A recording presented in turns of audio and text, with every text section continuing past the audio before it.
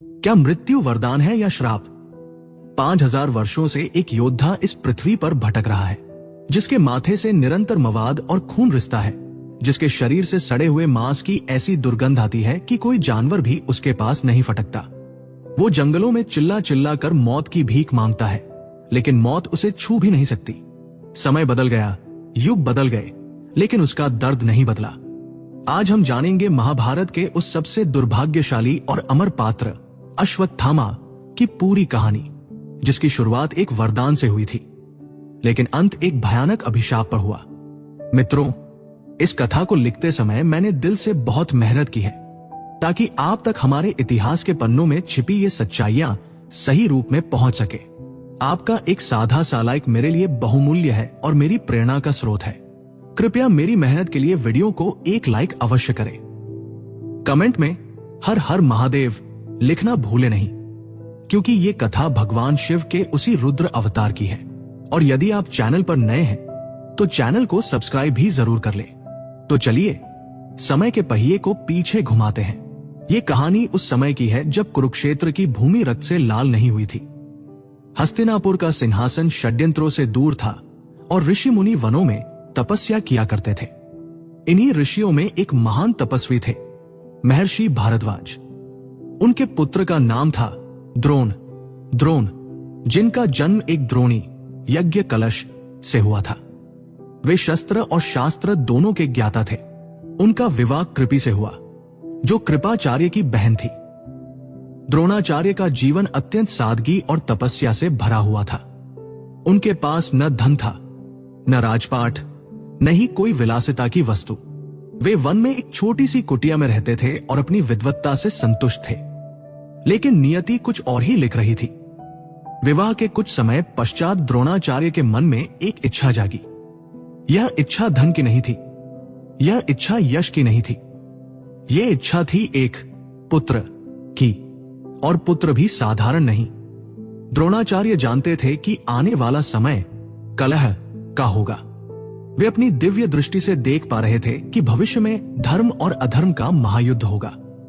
इसलिए वे एक ऐसा पुत्र चाहते थे जो वीरता में, पराक्रम में और तेज में स्वयं महादेव के समान हो।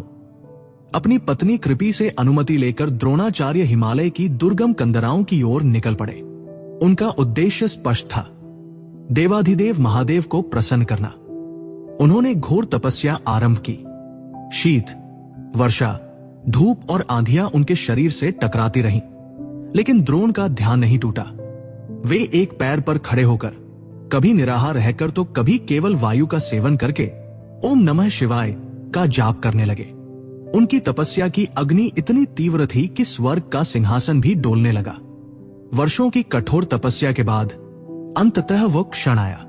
आकाश में डमरू का नाद गूंज उठा। कर्पूर गौरम करुणावतारम भगवान शिव द्रोणाचार्य के समक्ष प्रकट हुए। उनकी जटाओं से गंगा प्रवाहित हो रही थी और मस्तक पर चंद्रमा सुशोभित था। महादेव ने अपनी गंभीर वाणी में कहा, आंखें खोलो विप्रवर, मैं तुम्हारी तपस्या से प्रसन्न हूं। मांगो, क्या वर मांगते हो? द्रोणाचार्य ने नतमस्तक होकर आंखों में अश्रु भरकर प्रार्थना की, हे प्रभु, हे नीलकंठ, यदि आप मेरी भक्ति से प्रसन्न हैं तो मुझे एक ऐसा पुत्र दीजिए जो वीरता और पराक्रम में साक्षात आपका ही प्रतिरूप हो, जिसके सामने तीनों लोकों की शक्तियां भी नतमस्तक हो जाए। भगवान शिव ने मुस्कुराते हुए कहा, तथास्तु, तुम्हारी भक्ति निस्वार्थ है द्रोण। मैं स्वयं तुम्हारे पुत्र के रूप में तुम्हारे घर जन्म लूंगा। मेरा वो अंश शत्रुओं का संहारक होगा। वरदान पाकर द्रोणाचार्य खुले न समाये। वे वापस अपने आश्रम लौटे। समय का चक्र अपनी गति से घूमता रहा और वो शुभ घड़ी आ ही गई। आश्रम का वातावरण सुगंधित हो गया, दिशाएं निर्मल हो गई। माता कृपि के गर्भ से एक तेजस्वी बालक ने जन्म लिया। लेकिन यह जन्म सामान्य नहीं था। जब भी कोई शिशु जन्म लेता है तो उसके रोने की आवाज आती है, क्वां क्वां। परंतु जैसे ही ये बालक पृथ्वी पर आया, उसके कंठ से रोने की आवाज नहीं, बल्कि एक विचित्र ध्वनि निकली। वो ध्वनि किसी मानव शिशु की नहीं थी। वो ध्वनि थी उच्च अश्रवा घोड़े के हिनहिनाने की। ही। पूरे आश्रम में घोड़े के हिनहिनाने जैसी गंभीर और भारी आवाज गूंज उठी। वन के पशु पक्षी स्तब्ध रह गए। आकाश से देवताओं ने पुष्प वर्षा की। तभी आकाशवाणी हुई, हे द्रोण, तुम्हारे पुत्र के जन्म लेते ही इसके कंठ से अश्व, घोड़े के समान स्थाम शब्द निकला है। यह बालक बल में, वेग में और ध्वनि में अश्व के समान ही होगा। इसलिए तीनों लोकों में इसका नाम अश्वत्थामा होगा। द्रोणाचार्य ने बालक को देखा। वो सामान्य शिशु नहीं लग रहा था। उसका शरीर तपाए हुए सोने की तरह दमक रहा था। उसकी आंखें जन्म से ही बड़ी बड़ी और रक्तिम थी, मानो उनमें भगवान शिव का क्रोध समाया हो। लेकिन सबसे आश्चर्यजनक चीज कुछ और थी। बालक के मस्तक पर, ठीक ललाट के बीचों बीच, त्वचा में जड़ी हुई एक दिव्य मणि चमक रही थी। यह मणि कोई साधारण रत्न नहीं थी। यह अश्वत्थामा के शरीर का ही एक अंग थी, जो उसके जन्म के साथ ही आई थी। यह मणि सूर्य के समान प्रकाशमान थी। द्रोणाचार्य धीरे धीरे आगे बढ़े। उनके हाथ कांप रहे थे, भय से नहीं, बल्कि अत्यधिक भक्ति और प्रेम के अतिरेक से। उन्होंने झुककर उस नन्हे बालक को अपनी गोद में उठाया। जैसे ही उन्होंने अश्वत्थामा को स्पर्श किया, उन्हें ऐसा लगा मानो उन्होंने साक्षात अग्नि और विद्युत को छू लिया हो। बालक ने अपनी बड़ी बड़ी कमल जैसी आंखें खोली और अपने पिता की ओर देखा। उन आंखों में एक अजीब सी गहराई थी। एक ऐसा आकर्षण था जिसे देखकर द्रोणाचार्य अपनी सुध-बुध खो बैठे। उस घने जंगल की कुटिया के बाहर द्रोणाचार्य ने उस बालक को सूर्य की रोशनी में ऊपर उठाया। बालक के माथे की मणि सूर्य की किरणों से टकराकर और भी तेज चमकने लगी। द्रोणाचार्य की आंखों से अविरल अश्रुधारा बह निकली। हे महादेव, द्रोणाचार्य का गला रुंध गया। आपने अपना वचन निभाया। आपने मुझे केवल पुत्र नहीं दिया, आपने मुझे अपनी शक्ति सौंप दी है। द्रोणाचार्य उस बालक के मस्तक को चूमते हुए बुदबुदाए, मेरा अश्वत्थामा, मेरा रुद्र। उस क्षण एक पिता का हृदय गर्व से भर गया था।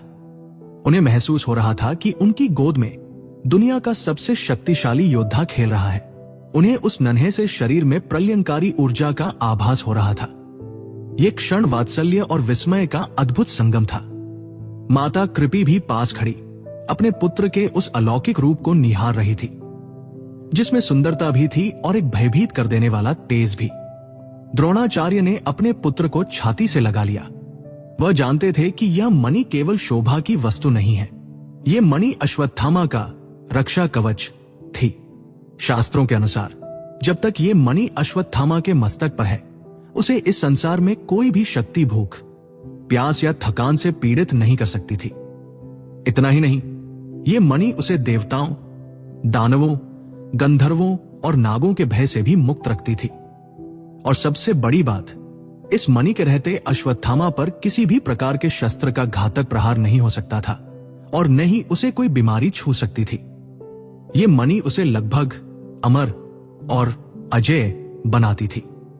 द्रोणाचार्य का जीवन, जो अब तक केवल तपस्या और अध्ययन में बीता था, अब पूरी तरह से अपने पुत्र अश्वत्थामा पर केंद्रित हो गया। वे उसे अपनी आंखों का तारा मानते थे। अश्वत्थामा जैसे जैसे बड़ा होने लगा, उसके अंदर शिव के गुण दिखने लगे। वो निडर था, उग्र था और उसमें अपार बल था। परंतु विधाता की विडंबना देखिए। एक तरफ द्रोणाचार्य के पास तीनों लोकों का सबसे शक्तिशाली पुत्र था, जिसके पास अमूल्य मणि थी, लेकिन दूसरी तरफ उनके घर की स्थिति इतनी दयनीय थी कि 2 वक्त के भोजन का भी संकट था। मणि भूख से तो बचा सकती थी, लेकिन समाज की नजरों में सम्मान और पेट भरने के लिए अन्न तो चाहिए ही था। द्रोणाचार्य अपनी विद्या और तप में इतने लीन रहे कि उन्होंने कभी धन संचय करने के बारे में सोचा ही नहीं। उनका मानना था कि ब्राह्मण का धन उसकी विद्या है, लेकिन जब घर में एक छोटा बालक हो तो विद्या से पेट नहीं भरता। आश्रम में घोर दरिद्रता थी। अश्वत्थामा अब घुटनों के बल चलने लगा था और थोड़ा थोड़ा बोलने भी लगा था, लेकिन द्रोण के पास अपने बेटे को देने के लिए न अच्छे वस्त्र थे, न खिलौने। और फिर वह दिन आया जिसने द्रोणाचार्य के स्वाभिमान को चकनाचूर कर दिया। वह दिन जिसने महाभारत के युद्ध की पहली अदृश्य नींव रखी। शक्ति तो मिल गई थी, लेकिन भाग्य में दरिद्रता लिखी थी। अब आने वाला था वो अपमान जिसने एक शांत तपस्वी को एक प्रतिशोधी योद्धा में बदल दिया। क्या था वो अपमान और कैसे एक कटोरा दूध के लिए द्रोणाचार्य का पूरा जीवन बदल गया? कहानी के अगले भाग में हम देखेंगे अश्वत्थामा के बचपन की वो दर्दनाक घटना जिसे सुनकर पत्थर दिल भी पिघल जाए। उस घने वन में स्थित महर्षि भारद्वाज का वह आश्रम ज्ञान और वेद मंत्रों से तो गूंजता था, लेकिन वहां संपत्ति का नितांत अभाव था। द्रोणाचार्य, जो शस्त्र विद्या और वेद वेदांगों के अद्वितीय ज्ञाता थे, सांसारिक छल प्रपंचों से बहुत दूर थे। उनका मानना था कि ब्राह्मण का असली धन उसका ज्ञान और तपस्या है, न कि स्वर्ण और मुद्राएं। इसलिए उन्होंने कभी धन संचय करने का प्रयास नहीं किया। वे जो भिक्षा मांग कर लाते उसी में परिवार का गुजारा होता। कभी भोजन मिलता, कभी वे केवल जल पीकर सो जाते। परंतु एक तपस्वी के लिए भूख सहन करना सरल है, एक गृहस्थ और पिता के लिए अपने बच्चे की भूख देखना मृत्यु के समान कष्टकारी होता है। बालक अश्वत्थामा अब थोड़ा बड़ा हो चुका था। वो आश्रम के अन्य ऋषि कुमारों के साथ खेलता था। वन में रहने वाले अन्य ऋषिगण द्रोणाचार्य की तरह निर्धन नहीं थे। कई ऋषियों के पास अपनी गौशालाएं थी, कामधेनु समान दुधारू गाय थी और उनके आश्रमों में दूध, दही और घृत, घी की नदियां बहती थी। एक दिन की बात है, अश्वत्थामा अपने मित्रों के साथ खेल रहा था। खेल खेल में थक जाने पर सभी बालक एक वृक्ष की छाव में बैठ गए। उन ऋषि कुमारों ने अपने अपने कमंडल से ताजा, मीठा और गाढ़ा दूध निकालकर पीना शुरू किया। दूध की वह सौंधी सुगंध हवा में तैरने लगी। नन्हे अश्वत्थामा ने अपनी बड़ी बड़ी आंखों से उन्हें देखा। उसकी जीभ ललचा गई। उसने आज तक कभी भरपेट दूध नहीं पिया था। मां के आंचल का दूध तो अब छूट चुका था और आश्रम में गाय थी नहीं। उसने अपने पास बैठे एक मित्र से भोलेपन में पूछा, मित्र, ये श्वेत रस क्या है जो तुम पी रहे हो? मित्र ने हंसते हुए कहा, अरे अश्वत्थामा, तुम्हें नहीं पता, ये दुग्ध है। ये बहुत स्वादिष्ट होता है और इसे पीने से ही हम बलवान बनते हैं। अश्वत्थामा ने आशा भरी नजरों से उस पात्र की ओर देखा, लेकिन बालपन की नासमझी में किसी ने उसे दूध नहीं दिया। वह प्यासा और ललचाया हुआ वहां से उठकर सीधा अपनी कुटिया की ओर भागा। कुटिया में माता कृपी घर के कार्यों में व्यस्त थी, या यूं कहें कि अभावों को छिपाने का प्रयास कर रही थी। अश्वत्थामा दौड़ता हुआ आया और अपनी मां के आंचल से लिपट गया। मां, मां, उसने जिद करते हुए कहा। कृपी ने स्नेह से उसके धूल भरे माथे को पोंछा। क्या हुआ मेरे लाल, तुम इतने व्याकुल क्यों हो? अश्वत्थामा ने मचलते हुए कहा, मां, मुझे वो श्वेत रस चाहिए।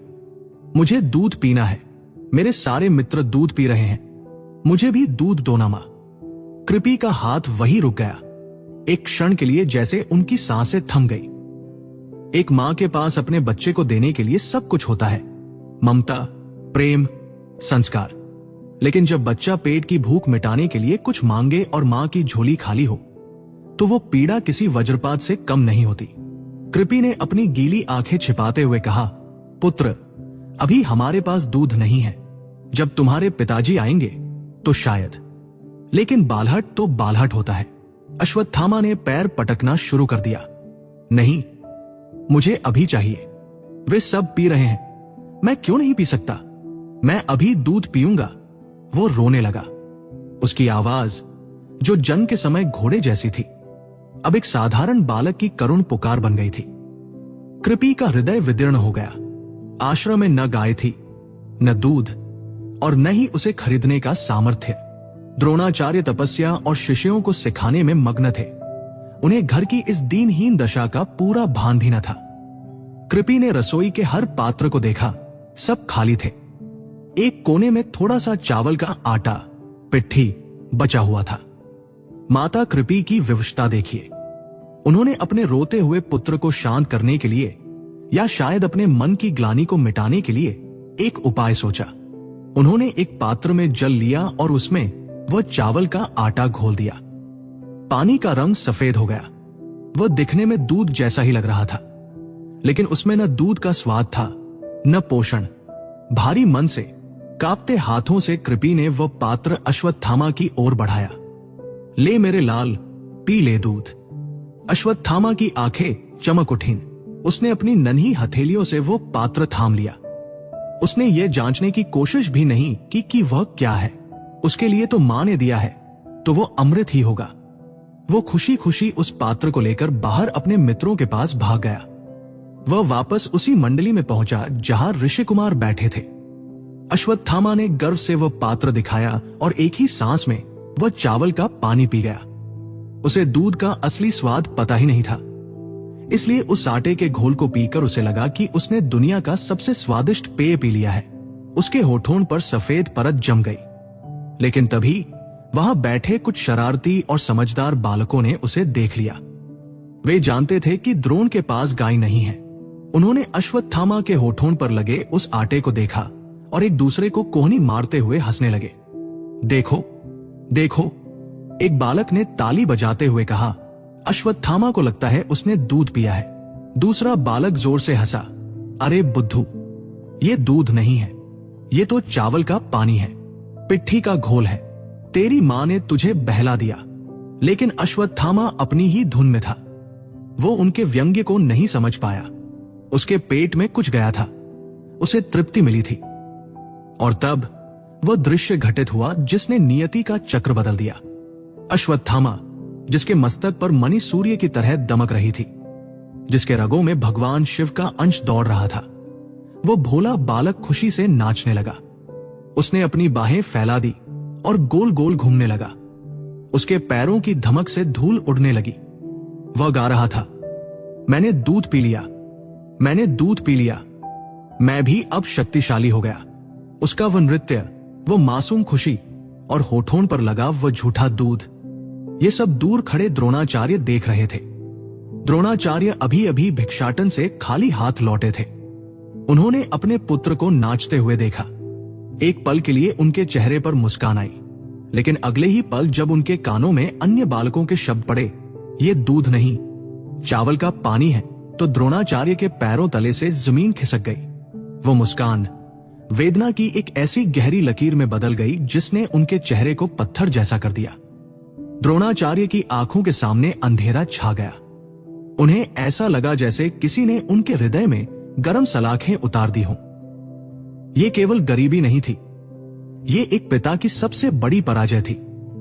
वह महान द्रोण, जिसके बाहुबल से पृथ्वी काम सकती थी, आज अपने पुत्र को एक कटोरी दूध देने में असमर्थ था। उनका पुत्र, जो एक राजकुमार की तरह पलना चाहिए था, वह चावल के पानी को दूध समझकर पी रहा था और दुनिया उस पर हंस रही थी। वह हंसी द्रोणाचार्य के कानों में पिघले हुए शीशे की तरह उतर रही थी। उन्हें अपने ज्ञान, अपनी तपस्या, अपने ब्राह्मणत्व सब पर घृणा होने लगी। धिक्कार है मुझ पर, द्रोण का अंतर्मन चीख उठा। धिक्कार है इस शस्त्र विद्या पर जो मेरे पुत्र की भूख नहीं मिटा सकती। धिक्कार है ऐसे जीवन पर जहां मेरा बेटा दुनिया के उपहास का पात्र बन गया है। उस क्षण द्रोणाचार्य की आंखों से एक भी आंसू नहीं गिरा, क्योंकि दुख जब हद से गुजर जाता है तो आंसू सूख जाते हैं और उनकी जगह ले लेता है क्रोध। एक शांत, ठंडा लेकिन विनाशकारी क्रोध। उन्होंने दौड़कर अश्वत्थामा को अपनी बाहों में भर लिया और उसके नृत्य को रोक दिया। अश्वत्थामा ने हैरान होकर पिता की ओर देखा। पिताजी, मैंने दूध पिया। द्रोणाचार्य ने उसके होठों को अपनी अंगुली से पोंछा। वो आटा उनकी उंगली पर लग गया। उस आटे को देखकर द्रोणाचार्य का शरीर क्रोध और ग्लानि से कांपने लगा। उन्होंने उस नन्हे बालक को सीने से भींच लिया, इतना जोर से कि अश्वत्थामा सहम गया। वहां खड़ी कृपी अपनी नजरें नहीं उठा पा रही थी। वे कुटिया के द्वार पर खड़ी रो रही थी। द्रोणाचार्य ने एक बार अपनी पत्नी की ओर देखा और फिर उन हंसते हुए बालकों की ओर। उनकी आंखों में अब एक निर्णय था। द्रोणाचार्य ने अश्वत्थामा को नीचे उतारा। उनका चेहरा अब बदल चुका था। वहां अब वो सौम्य ऋषि नहीं था, वहां अब एक आहत पिता और एक जागृत योद्धा खड़ा था। उन्होंने कृपी की ओर देखा और गंभीर स्वर में कहा, कृपी, बहुत हुआ, अब और नहीं। मेरा पुत्र अब कभी झूठा दूध नहीं पिएगा। मेरा पुत्र अब कभी किसी की दया का पात्र नहीं बनेगा। कृपी ने घबराते हुए पूछा, आप क्या कह रहे हैं नाथ? हम ब्राह्मण हैं, संतोष ही हमारा धन है। संतोष का पाठ केवल स्वयं तक सीमित रहे तो धर्म है। कृपी, द्रोणाचार्य ने गर्जना की, लेकिन जब वह संतान के कष्ट का कारण बन जाए तो वह कायरता है। मैं आज ही इस दरिद्रता का अंत करूंगा। द्रोणाचार्य को अचानक स्मृति हो आई अपने बचपन के मित्र की। द्रुपद, पांचाल नरेश द्रुपद। गुरुकुल के दिनों में जब द्रोण और द्रुपद एक ही आश्रम में शिक्षा ले रहे थे, तब द्रुपद ने मित्रता के आवेश में एक वचन दिया था। द्रुपद ने कहा था, मित्र द्रोण, जब मैं राजा बनूंगा तो मेरे राज्य का आधा हिस्सा तुम्हारा होगा। मेरे सुख तुम्हारे होंगे, मेरा वैभव तुम्हारा होगा। हम सब कुछ आधा आधा बांटेंगे। वो वचन आज द्रोणाचार्य के लिए आशा की एकमात्र किरण बन गया था।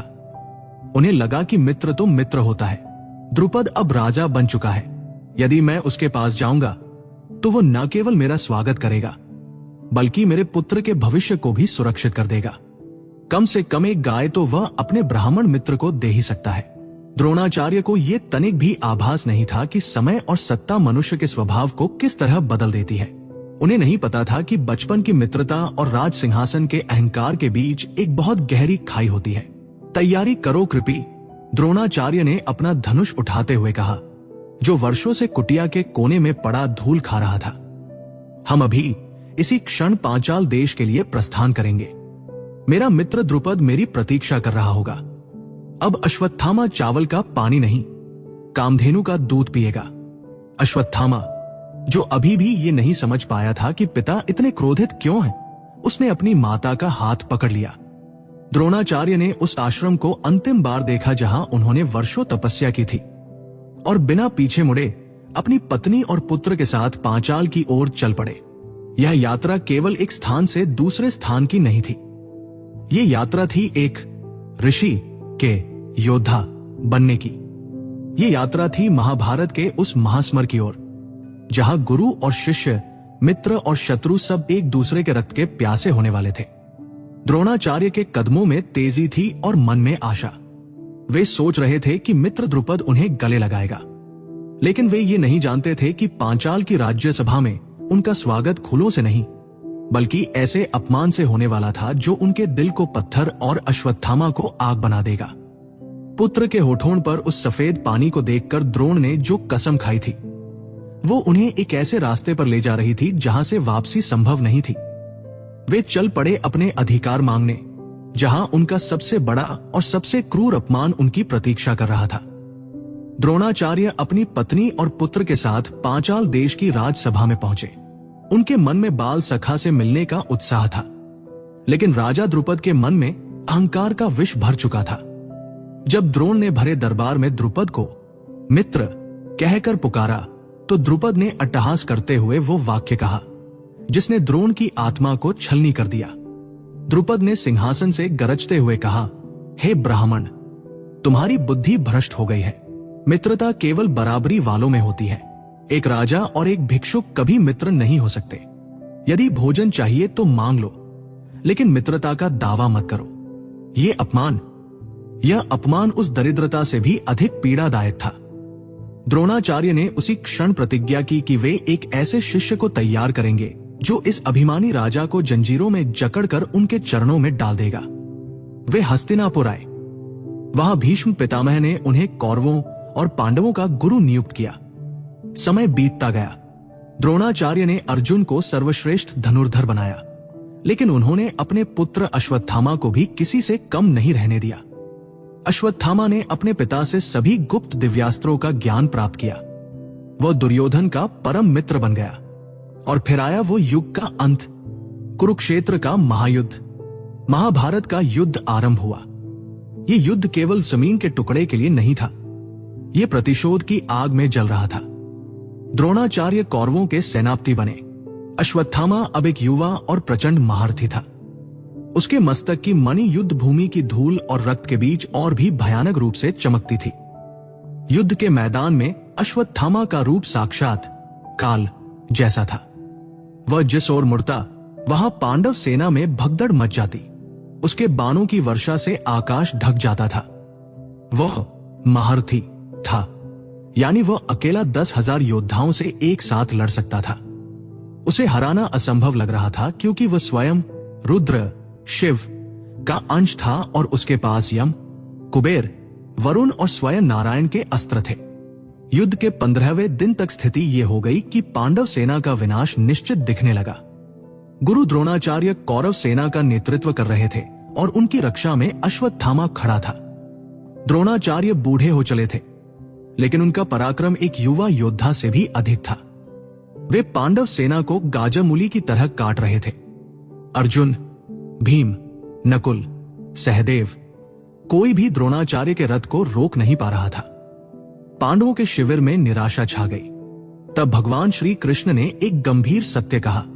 अर्जुन, कृष्ण ने कहा, जब तक गुरु द्रोण के हाथ में शस्त्र है, उन्हें तीनों लोकों में कोई पराजित नहीं कर सकता, स्वयं इंद्र भी नहीं। यदि हमें धर्म की रक्षा करनी है तो द्रोण को शस्त्र त्यागने पर विवश करना होगा। अर्जुन ने पूछा, किंतु केशव, गुरुदेव शस्त्र क्यों त्यागेंगे? कृष्ण की आंखों में एक कूटनीतिक चमक थी। द्रोणाचार्य का जीवन केवल एक ही वस्तु में बसता है, उनका पुत्र अश्वत्थामा। यदि उन्हें यह विश्वास हो जाए कि अश्वत्थामा मारा गया है, तो वे जीवन से निराश होकर शस्त्र त्याग देंगे। ये एक क्रूर योजना थी, लेकिन धर्म स्थापना के लिए आवश्यक थी। पांडव हिचकिचाए, लेकिन भीम ने पहल की। भीम ने अपनी गदा उठाई और युद्ध भूमि में घूम रहे मालवा नरेश इंद्रवर्मा के एक विशाल हाथी की ओर दौड़ पड़े। संयोग से उस हाथी का नाम भी अश्वत्थामा था। भीम ने अपनी पूरी शक्ति से गदा का प्रहार किया और उस विशाल हाथी का मस्तक चकनाचूर कर दिया। हाथी चिंघाड़ता हुआ धरती पर गिरा और मर गया। भीम ने अपनी गदा हवा में लहराई और पूरी रणभूमि में अपनी मेघ जैसी गर्जना की, मैंने अश्वत्थामा को मार दिया। अश्वत्थामा मारा गया। ये शोर हवा की तरह फैला। कौरव सेना में खलबली मच गई। द्रोणाचार्य के कानों में भी यह शब्द पड़े। उनका हृदय एक क्षण के लिए रुक गया। उनके हाथ कांप गए। मेरा अश्वत्थामा, मेरा अजय पुत्र, नहीं, ये असंभव है। द्रोणाचार्य जानते थे कि अश्वत्थामा को मारना देवताओं के लिए भी कठिन है। उन्हें भीम की बात पर विश्वास नहीं हुआ। उन्होंने सोचा कि पांडव उन्हें विचलित करने के लिए झूठ बोल रहे हैं। सत्य जानने के लिए उन्होंने अपने रथ को धर्मराज युधिष्ठिर की ओर मोड़ दिया। द्रोणाचार्य जानते थे कि युधिष्ठिर ने अपने जीवन में कभी झूठ नहीं बोला है। यदि युधिष्ठिर कह देंगे कि अश्वत्थामा मारा गया, तो वह सत्य ही होगा। द्रोणाचार्य ने चिल्लाकर पूछा, हे कुंती पुत्र युधिष्ठिर, तुम धर्मराज हो, मुझे सत्य बताओ, क्या मेरा पुत्र अश्वत्थामा मारा गया? पूरा कुरुक्षेत्र थम गया। कृष्ण ने युधिष्ठिर को संकेत दिया। यह धर्म संकट की घड़ी थी। युधिष्ठिर ने कांपते हुए स्वर में कहा, अश्वत्थामा हतो, अश्वत्थामा मारा गया। और जैसे ही उन्होंने आगे का वाक्य बोला, नरो व कुंजरो व, नर हो या हाथी, ये मुझे नहीं पता, ठीक उसी समय भगवान कृष्ण के इशारे पर पांडव सेना ने शंखनाद और भेरिया बजा दी। वाद्य यंत्रों के उस भीषण शोर में द्रोणाचार्य नरो व कुंजरो व नहीं सुन पाए। उन्होंने केवल इतना सुना, अश्वत्थामा मारा गया। एक पिता के लिए यह समाचार मृत्यु से भी भयानक था। द्रोणाचार्य के हाथों से उनका विजय धनुष छूटकर गिर पड़ा। उनकी आंखों के सामने अंधेरा छा गया। जिस पुत्र के लिए मैंने जीवन भर संघर्ष किया, जिस पुत्र के लिए मैंने दरिद्रता सही, अपमान सहा, यदि वही नहीं रहा तो इस युद्ध का क्या प्रयोजन? द्रोणाचार्य रथ के पिछले भाग में बैठ गए। उन्होंने शस्त्र त्याग दिए और नेत्र बंद करके भगवान विष्णु का ध्यान करने लगे। वे समाधिस्थ हो गए। यही वो क्षण था जिसका द्रुपद का पुत्र धृष्टद्युम्न प्रतीक्षा कर रहा था। धृष्टद्युम्न का जन्म ही द्रोणाचार्य के वध के लिए हुआ था। उसने निहत्थे और समाधि में लीन द्रोणाचार्य को देखा। धर्म के नियमों के विरुद्ध जाकर उसने अपनी तलवार निकाली और द्रोणाचार्य के रथ पर कूद गया। अर्जुन चिल्लाता रहा, नहीं, गुरुदेव को मत मारो, उन्हें बंदी बना लो। लेकिन प्रतिशोध अंधा होता है। धृष्टद्युम्न ने ऋषि द्रोण के श्वेत केशों को अपने हाथ से पकड़ा और एक ही झटके में तलवार से उनका सिर धड़ से अलग कर दिया। रथ की फव्वार छूटी और गुरु द्रोण का मस्तक धूल में लौट गया। पांडव सेना में विजय का उद्घोष हुआ, लेकिन आकाश रो पड़ा। एक निहत्थे ब्राह्मण, एक गुरु का वध अधर्म था। युद्ध भूमि के दूसरे छोर पर अश्वत्थामा पांडवों की एक और टुकड़ी का सहार कर रहा था। अचानक उसे एक अजीब सी सिहरन महसूस हुई। उसकी दाहिनी आंख फड़कने लगी। उसका हृदय जोर से धड़कने लगा। उसे लगा जैसे उसका कोई अंग उससे अलग हो गया हो। वो अपने रथ को वायुवेग से दौड़ाता हुआ मुख्य रणभूमि की ओर आया। वहां का दृश्य देखकर उसके पैरों तले से धरती खिसक गई। उसने देखा कि उसके पिता का रथ खाली है और रथ के पहिए के पास धूल और कीचड़ में सना हुआ उसके पिता, उसके गुरु, उसके भगवान द्रोणाचार्य का कटा हुआ सिर पड़ा था। उनका शरीर रक्त के तालाब में तैर रहा था। अश्वत्थामा रथ से कूद पड़ा। वह दौड़ता हुआ पिता के शरीर के पास गया।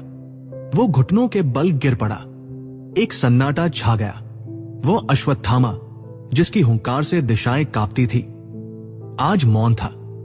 उसने कांपते हाथों से पिता के मस्तक को उठाया। उनकी बंद आंखें, उनके श्वेत बाल जो अब लाल हो चुके थे। ये दुख नहीं था, ये प्रलय की शांति थी। अश्वत्थामा की आंखों से आंसू बह रहे थे, लेकिन वे आंसू गर्म थे, लावा जैसे। उसने पिता के कटे हुए सिर को अपनी छाती से लगा लिया और आकाश की ओर देखकर एक ऐसी चीख मारी जिसने कुरुक्षेत्र के हर सैनिक का दिल दहला दिया। पिताजी! वह चीख इतनी दर्दनाक और भयावह थी कि गिद्ध भी आसमान छोड़कर भाग गए। अश्वत्थामा का विलाप तुरंत ही एक ज्वालामुखी जैसे क्रोध में बदल गया। उसका शरीर कांपने लगा। उसकी आंखें, जो पहले लाल थी, अब अंगारे की तरह जलने लगी। मस्तक की मणि में से एक अजीब सी नीली और लाल रोशनी निकलने लगी। उसने पिता के मस्तक को धीरे से जमीन पर रखा और खड़ा हो गया। अब वहां पुत्र अश्वत्थामा नहीं था। अब वहां साक्षात रुद्र का काल रूप खड़ा था।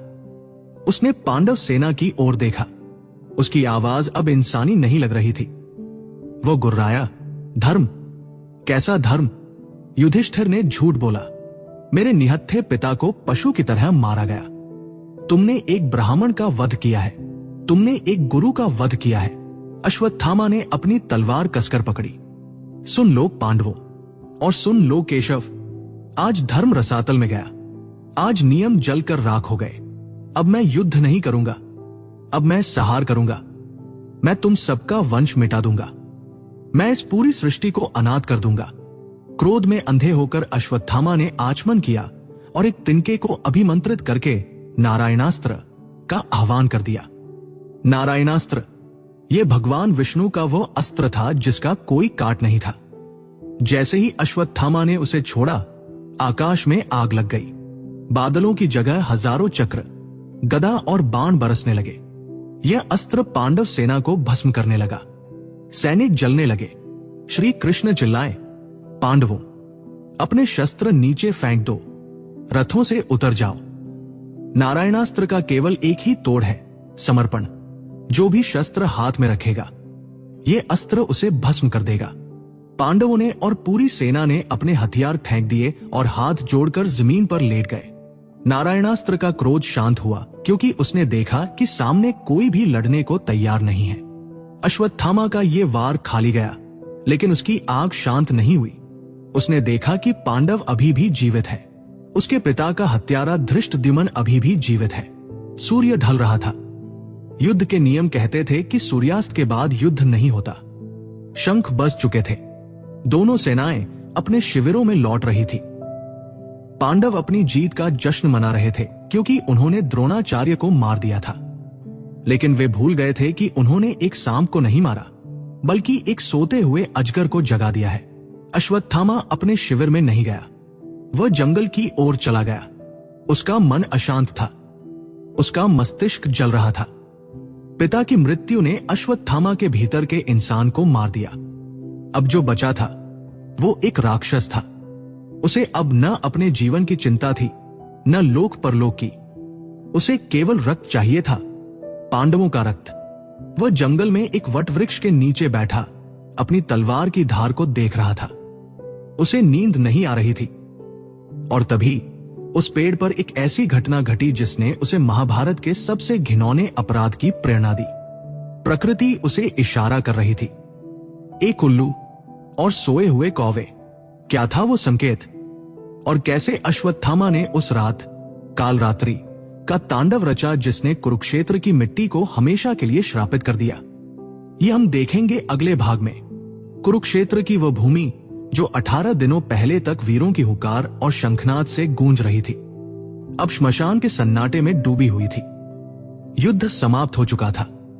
लाखों सैनिक, हाथी और घोड़े मारे जा चुके थे। रक्त की नदियां अब सूखकर गहरे लाल कीचड़ में बदल चुकी थी। गिद्ध और सियार अब उस रणभूमि के नए राजा थे, जो वीरों के शवों को अपना भोजन बना रहे थे। महाभारत का युद्ध समाप्त तो हुआ, लेकिन कौरवों के लिए यह समाप्ति विनाशकारी थी। पूरी कौरव सेना, जिसमें 11 अक्षौहिणी सेना थी, नष्ट हो चुकी थी। भीष्म, द्रोण, कर्ण और दुशासन सब काल के गाल में समा चुके थे, और हस्तिनापुर का युवराज अभिमानी दुर्योधन वह द्वैपायन सरोवर के किनारे अपनी टूटी हुई जंघा के साथ पड़ा तड़प रहा था। भीम ने गदा युद्ध के नियमों को तोड़कर उसकी जांघों पर प्रहार किया था।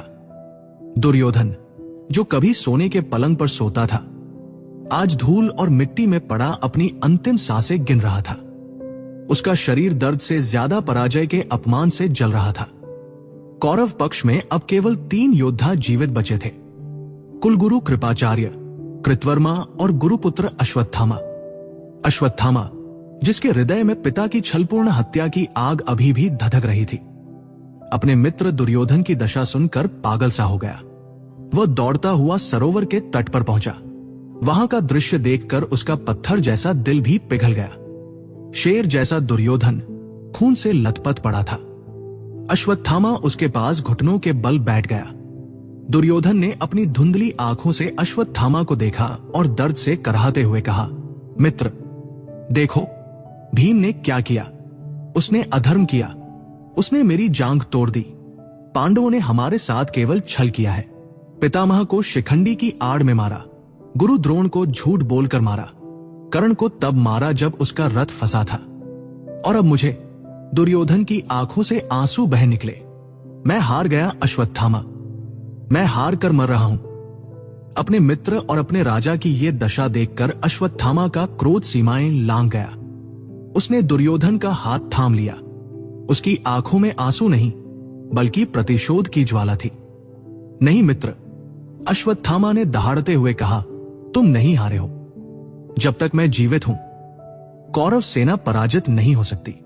पांडवों ने अधर्म किया है, तो अब मैं उन्हें अधर्म की भाषा में ही उत्तर दूंगा। अश्वत्थामा ने अपनी तलवार निकाली और आकाश की ओर उठाकर भीषण प्रतिज्ञा की, मैं शपथ लेता हूं दुर्योधन, आज सूर्योदय से पहले मैं पांडवों के शीश काटकर तुम्हारे चरणों में अर्पित करूंगा। आज की रात उनकी आखिरी रात होगी। मरते हुए दुर्योधन की आंखों में एक चमक आ गई।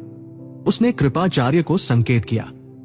कृपाचार्य ने जल मंगाकर वहीं उसी श्मशान समान भूमि पर अश्वत्थामा का राज्याभिषेक किया और उसे कौरव सेना का अंतिम सेनापति घोषित कर दिया।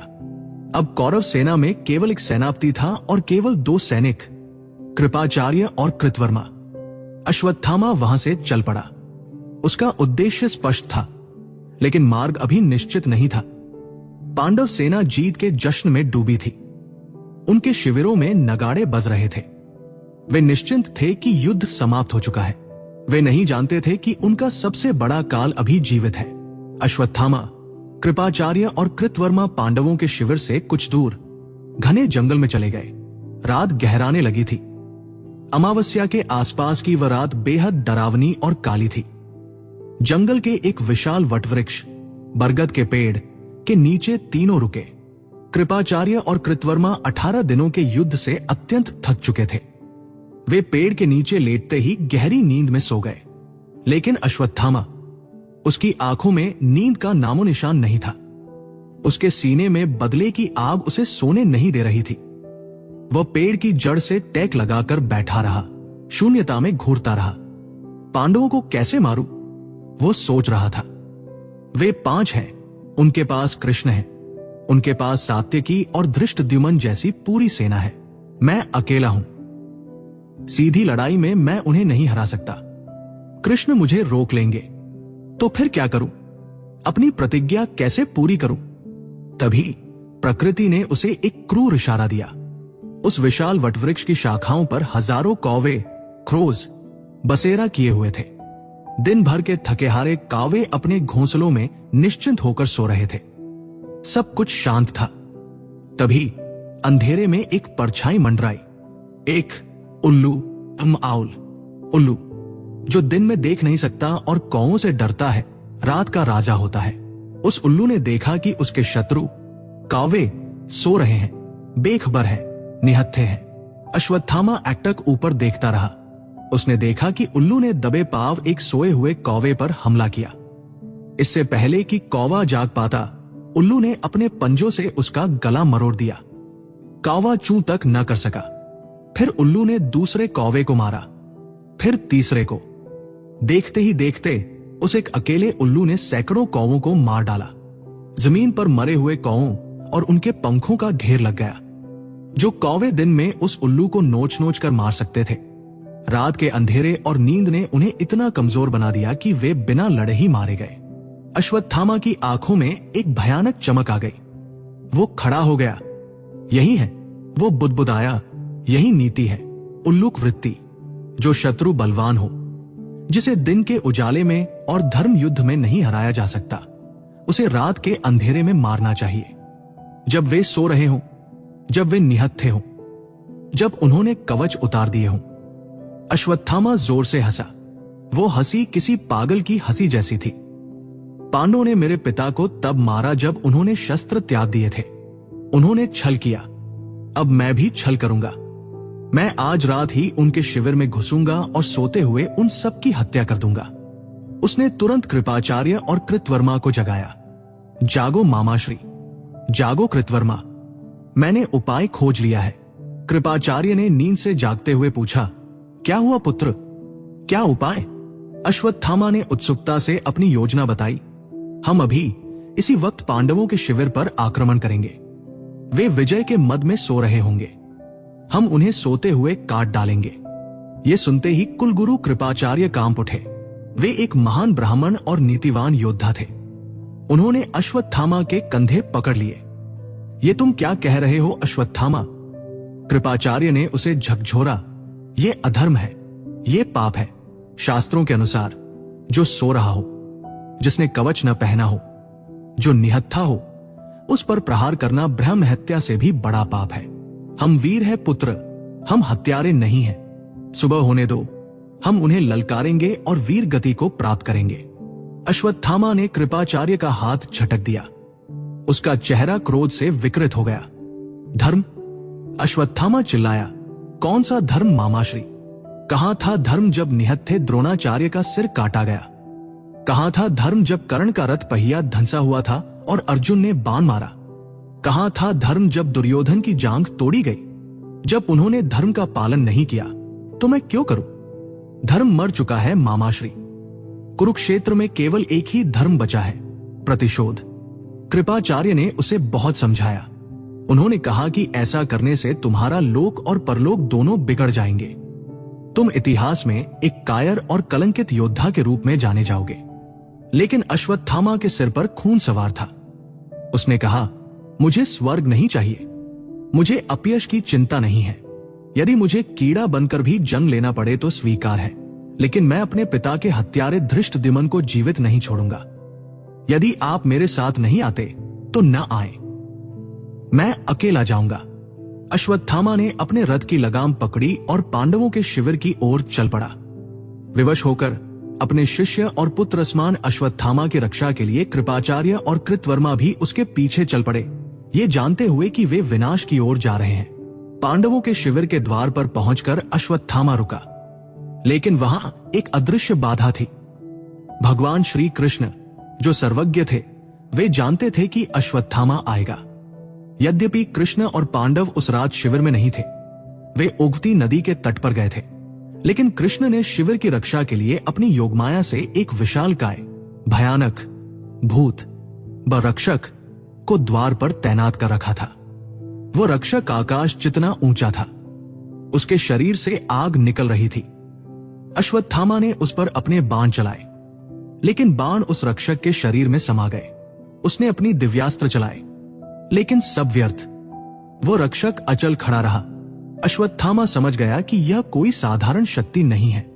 उसे आभास हुआ कि उसका बल और उसके अस्त्र अब उसका साथ छोड़ चुके हैं।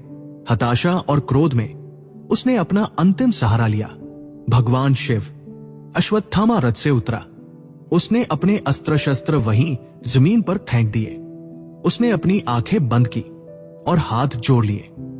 लेकिन यह प्रार्थना शांति के लिए नहीं थी, यह प्रार्थना विनाश के लिए थी। यह एक आसुरी तपस्या थी।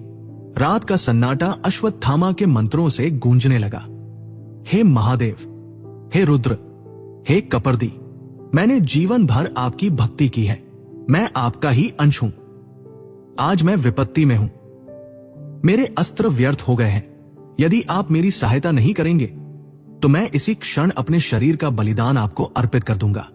अश्वत्थामा ने वहां एक वेदी बनाई और अग्नि प्रज्वलित की। लेकिन आहुति देने के लिए उसके पास घी या सामग्री नहीं थी। उसकी मानसिक स्थिति, मेंटल स्टेट, अब पूरी तरह भंग हो चुकी थी। भक्ति और पागलपन की सीमाएं मिट चुकी थी। अश्वत्थामा ने अपनी तलवार उठाई और कहा, हे शंकर, यदि आप मुझे शक्ति नहीं देंगे तो मैं स्वयं को ही हवि, भोजन के रूप में आपको चढ़ाता हूं। अश्वत्थामा ने अपनी भुजाओं को चीरना शुरू कर दिया। रक्त की धार फूट पड़ी। उसने उस रक्त को अग्नि में डालना शुरू किया। उसका पूरा शरीर खून से लथपथ हो गया। पीड़ा उसे महसूस ही नहीं हो रही थी। वह चिल्लाता रहा, ओम नमः शिवाय, ओम नमः शिवाय। वो अग्नि की लपटों में कूदने ही वाला था कि तभी अचानक वो वेदी स्वर्ण की तरह चमकने लगी। अग्नि के बीच से साक्षात भगवान शिव प्रकट हुए। लेकिन ये शिव का सौम्य रूप नहीं था। ये उनका वह रूप था जो प्रलय के समय प्रकट होता है। शिव ने गंभीर वाणी में कहा, अश्वत्थामा, अब तक मैंने पांडवों की रक्षा की क्योंकि वे धर्म के पक्ष में थे। लेकिन अब उनका काल पूर्ण हो चुका है। काल किसी को क्षमा नहीं करता। मैं तुम्हारी भक्ति और बलिदान से प्रसन्न हूं। भगवान शिव ने अश्वत्थामा को एक दिव्य खड्ग, तलवार प्रदान किया, चंद्रहास। और फिर एक रोंगटे खड़े कर देने वाली घटना घटी। भगवान शिव ने अपनी शक्ति, अपनी ऊर्जा को अश्वत्थामा के शरीर में प्रवेश करा दिया। अश्वत्थामा का शरीर कांपने लगा। उसे लगा जैसे उसके भीतर 1000 सूर्यों की शक्ति आ गई है। उसकी आंखों की पुतलियां गायब हो गई और वहां केवल सफेद आग जलने लगी। उसका आकार और भी विशाल प्रतीत होने लगा। अब वह केवल द्रोण पुत्र नहीं था, अब वह स्वयं चलता फिरता महाकाल बन चुका था। शिव ने कहा, जाओ, आज की रात तुम्हें कोई नहीं रोक सकता, न देवता, न असुर, न मनुष्य। अश्वत्थामा ने वह तलवार उठाई। तलवार की चमक से अंधेरा चीर गया। उसने एक बार कृपाचार्य और कृतवर्मा की ओर देखा, जो भय से थरथर कांप रहे थे। अश्वत्थामा की आवाज अब बदल चुकी थी। भारी, गूंजती हुई, पाताल लोक से आती हुई आवाज में उसने कहा, द्वार खोलो मामाश्री, आज मृत्यु ने मेरा रूप धारण किया है। कृपाचार्य और कृतवर्मा को द्वार पर पहरा देने का आदेश देकर अश्वत्थामा शिव की दी हुई शक्ति और तलवार लेकर शिविर के भीतर प्रवेश कर गया। रात काली थी और अश्वत्थामा की तलवार उससे भी काली। वह दबे पांव उस तंबू की ओर बढ़ा जहां धृष्टद्युम्न सो रहा था। वो नहीं जानता था कि वो इतिहास का सबसे घिनौना हत्याकांड करने जा रहा है। वो नहीं जानता था कि ये रात कालरात्रि, सौप्तिक पर्वा के नाम से जानी जाएगी। अश्वत्थामा ने तंबू का पर्दा हटाया। अंदर शांति थी, लेकिन यह तूफान से पहले की शांति थी। उसने अपने पिता के हत्यारे को सोते हुए देखा। उसके होठों पर एक क्रूर मुस्कान तैर गई। जागो धृष्टद्युम्न, उसने मन ही मन कहा, तुम्हारी मृत्यु आ गई है, लेकिन मैं तुम्हें आसानी से नहीं मारूंगा। मैं तुम्हें तड़पा तड़पा कर मारूंगा। क्या हुआ जब अश्वत्थामा ने उस खामोश शिविर में अपनी तलवार नंगी की? कैसे एक योद्धा एक कसाई बन गया? ये विभत्स दृश्य हम देखेंगे कहानी के अगले भाग में। पांडवों के शिविर में सन्नाटा पसरा हुआ था। केवल कभी कभार रात्रिचर पक्षियों की आवाजें या किसी सैनिक के करवट बदलने की सरसराहट उस खामोशी को तोड़ती थी। अश्वत्थामा, जो अब शिव की दी हुई शक्ति से ओतप्रोत था और जिसका विवेक पूरी तरह से मर चुका था, धृष्टद्युम्न के तंबू के भीतर एक परछाई की तरह खड़ा था। तंबू के भीतर मध्यम रोशनी थी। रेशमी बिस्तर पर पांचाल राजकुमार और पांडव सेना का सेनापति धृष्टद्युम्न गहरी नींद में सो रहा था। उसे तनिक भी आभास नहीं था कि उसके सिरहाने स्वयं मृत्यु खड़ी है। अश्वत्थामा ने उसे देखा। उसके मन में युद्ध का कोई नियम, कोई मर्यादा शेष नहीं थी। यदि वह क्षत्रिय धर्म का पालन करता तो उसे ललकार कर जगाता और युद्ध के लिए आमंत्रित करता। लेकिन अश्वत्थामा के मस्तिष्क में केवल अपने पिता द्रोणाचार्य का कटा हुआ सिर घूम रहा था। उसने अपना भारी बूट व जूता उठाया और पूरी ताकत से सोते हुए धृष्टद्युम्न की छाती पर एक जोरदार लात मारी। उठ कायर! अश्वत्थामा गुर्राया। धृष्टद्युम्न हड़बड़ा कर जागा। छाती पर हुए प्रहार से उसकी सांस अटक गई। उसने धुंधली आंखों से देखा कि सामने एक विशाल गाय आकृति खड़ी है, जिसकी आंखों से आग बरस रही है और हाथ में नंगी तलवार है। इससे पहले कि धृष्टद्युम्न संभल पाता या अपना शस्त्र उठा पाता, अश्वत्थामा ने उसे बालों से पकड़कर बिस्तर से नीचे खींच लिया और जमीन पर पटक दिया। धृष्टद्युम्न ने अश्वत्थामा को पहचान लिया। उसने संघर्ष करते हुए कहा, अश्वत्थामा, तुम, यदि मुझे मारना ही है तो शस्त्र से मारो। मुझे एक योद्धा की मृत्यु दो। मेरे हाथ में तलवार दो। मैं तुमसे लड़ना चाहता हूं। अश्वत्थामा ने एक क्रूर और भयानक हंसी हंसी, जो उस तंबू की दीवारों से टकराकर गूंज उठी। योद्धा की मृत्यु! अश्वत्थामा ने धृष्टद्युम्न की छाती पर अपना घुटना टेक दिया और उसका गला अपने दोनों हाथों से दबोच लिया। तुमने मेरे पिता को योद्धा की मृत्यु दी थी क्या? तुमने उन्हें तब मारा जब उन्होंने शस्त्र त्याग दिए थे। तुमने उन्हें तब मारा जब वे समाधि में थे। तुम एक पशु की तरह मरो धृष्टद्युम्न। तुम्हें शस्त्र से मरने का अधिकार नहीं है। धृष्टद्युम्न छटपटाने लगा। वो हवा के लिए तड़प रहा था। उसने अपने नाखूनों से अश्वत्थामा के हाथों को नोचने की कोशिश की, लेकिन अश्वत्थामा की पकड़ लोहे की जंजीरों से भी सख्त थी। अश्वत्थामा ने तलवार का प्रयोग नहीं किया। उसने धृष्टद्युम्न का गला और छाती अपनी शारीरिक शक्ति से, घूंसों और लातों से कुचलना शुरू कर दिया। ये एक वीभत्स दृश्य था। हड्डियों के टूटने की आवाजें आ रही थी। धृष्टद्युम्न की आंखें बाहर निकल आई। मुंह से रक्त का फव्वारा छूट पड़ा। वो किसी बकरे की तरह मिमियाता रहा और अंततः तड़प तड़प कर एड़ियां रगड़ते हुए उसके प्राण पखेरु उड़ गए। अपने पिता के हत्यारे को इस तरह पशुवत मारकर अश्वत्थामा को एक पैशाचिक संतुष्टि मिली। उसका पूरा शरीर धृष्टद्युम्न के गर्म खून से नहा गया था, लेकिन उसकी प्यास अभी बुझी नहीं थी। धृष्टद्युम्न की चीखों और संघर्ष की आवाज से पास के तंबू में सो रहे पहरेदार और अन्य योद्धा जाग गए। शोर मच गया, शत्रु, शत्रु! शिविर में कोई घुस आया है। अश्वत्थामा तंबू से बाहर निकला। अब उसके हाथ में शिव द्वारा दी गई तलवार चंद्रहास थी। बाहर शिखंडी और उत्तमौजा जैसे योद्धा अपनी तलवारें लेकर दौड़े। कौन है तू? शिखंडी चिल्लाया और उसने अश्वत्थामा पर बाण छोड़ा। लेकिन आज अश्वत्थामा काल था। बाण उसे छू भी नहीं पाया। अश्वत्थामा आंधी की तरह आगे बढ़ा। उसने शिखंडी को देखा, वही शिखंडी जिसकी आड़ में भीष्म पितामह को गिराया गया था। अश्वत्थामा ने एक ही वार में शिखंडी को बीच से काट दिया। शरीर के दो टुकड़े होकर अलग अलग दिशाओं में गिरे। इसके बाद उत्तमौजा, युधामन्यु और अन्य पांचाल योद्धा जो भी सामने आया, अश्वत्थामा ने उन्हें गाजर मूली की तरह काट दिया। शिविर में भगदड़ मच गई। हाथी अपनी जंजीरें तोड़कर भागने लगे। घोड़े हिनहिनाने लगे। अंधेरा इतना घना था और अश्वत्थामा की गति इतनी तीव्र थी कि पांडव सैनिकों को समझ ही नहीं आ रहा था कि हमलावर एक है या पूरी सेना आ गई है। भ्रम और भय के कारण सैनिक एक दूसरे को ही शत्रु समझकर मारने लगे। अश्वत्थामा रक्त की वर्षा कर रहा था। वह जिस तंबू के पास से गुजरता, उसे अपनी तलवार या लात से गिरा देता। सोते हुए सैनिक बिस्तरों में ही काटे जा रहे थे। कोई पानी मांग रहा था, कोई अपनी मां को पुकार रहा था। शिविर की जमीन पर अब कीचड़ नहीं, बल्कि ताजा और गर्म रक्त बह रहा था। कृपाचार्य और कृतवर्मा शिविर के मुख्य द्वारों पर खड़े थे।